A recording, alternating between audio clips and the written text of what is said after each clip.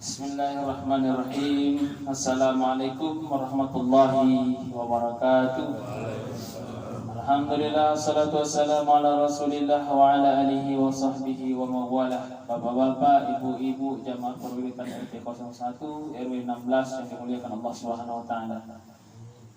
Pada malam hari ini saya ingin menyampaikan sebuah hadis yang diriwayatkan oleh Imam Muslim. Hadis ini datang daripada sahabat Nabi sallallahu alaihi wasallam, namanya Abdullah bin Mas'ud. Abdullah bin Mas'ud ini adalah sahabat Nabi, dikategorikan sebagai sigharus sahabah atau sahabat dari kalangan anak-anak. Dia juga dijuluki atau orang menggelarnya sebagai sahabat sandal.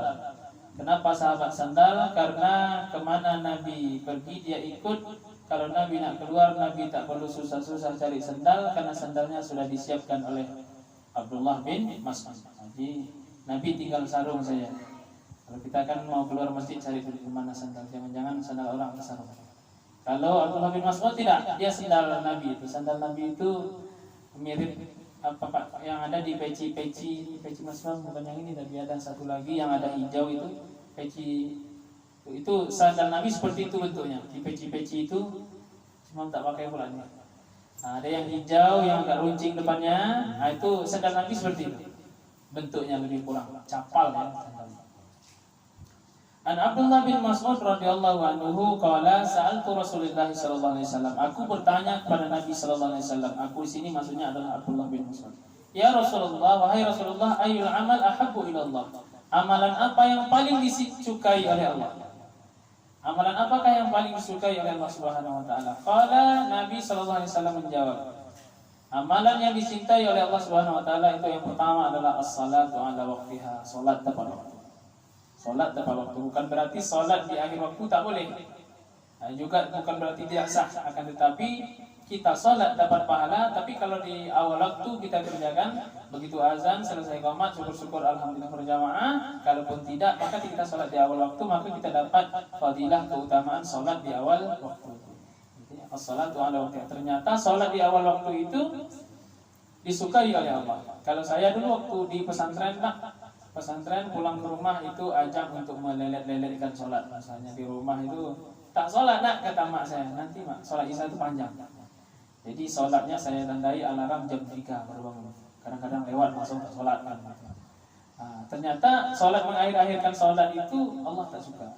Tetap sah sholat kita, kalau berbicara masalah sah tetap sah, akan tetapi kita tidak dapat keutamaan yang Allah suka. Hidup kita ini kan mencari perhatian Allah, bagaimana Allah itu perhatian dengan kita.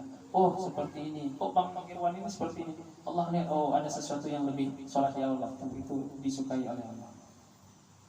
Di kebun sawit juga begitu, bisa juga Mas Imam ya. Di kebun sawit kan tak terdengar suara azan, tapi kita punya jam. Nah, ini masuk sholat di kebun sawit. Kemudian Tumai, aku berkata lagi, bertanya kepada Nabi, apalagi wahai Rasulullah? Nabi menjawab, amalan yang disukai oleh Allah Subhanahu wa taala yang kedua adalah birrul walidain, berbuat baik kepada orang tua. Bagaimana cara berbuat dengan orang tua? Kita semua sudah maklum dan paham. Kalau dia hidup, kunjungi, perhatikan 3 hal: sandang, pangan, makan. Sandang berarti pakaian. Jangan biarkan orang tua kita memakai pakaian compang-camping, di samping membuat kita malu sebagai anak kok tak sanggup belikan pakaian orang tua. Jangan sampai pula orang tua kita kemana-mana tak menutup aurat. Nah itu dia. Sandang, pangan. Pangan kemudian kita perhatikan kalau dia masih hidup pangannya, bagaimana makannya. Berdosa kita di rumah makan lauk sedap, ikan tapah, ikan bau, sementara orang tua kita makan ikan teri, ikan yang tak diperhatikan anaknya. Berdosa kita. Kemudian yang ketiga yang perlu diperhatikan dari berbakti orang tua adalah papan, rumah. Berdosa kita kalau kita tinggal di rumah yang mewah, rumah yang besar, fasilitas lengkap, ada gas baru masuk ya namanya, listrik luar biasa. Sementara orang tua kita gelap gulita, tak sanggup kita memasangkan meteran untuk dia dengan alasan ekonomi kita terbatas dan sebagainya. Berdosa kita. Apakah seperti itu cara kita membalas jasa kedua orang tua yang telah bersusah payah sehingga kita bisa menjadi seperti ini, tapi justru sandang, pangan, papannya tak sanggup kita memperhatikan. Nah itu kalau dia masih hidup. Kalau dia sudah meninggal dunia, bagaimana cara kita berbakti pada orang tua yang sudah meninggal dunia? Nah, inilah yang kita lakukan. Bang Aidan lakukan malam ini, kita lakukan pada malam ini. Ingat Allah, kita zikir. Ingat Nabi, kita salawat. Ingat orang tua yang sudah meninggal, kita kirimkan Al-Fatihah. Nah itu kumpul orang ramai. undang orang, bacakan, hadiahkan surah Al-Fatihah.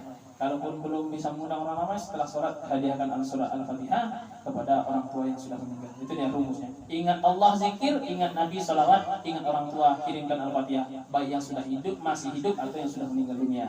Itu ternyata amalan yang disukai Allah.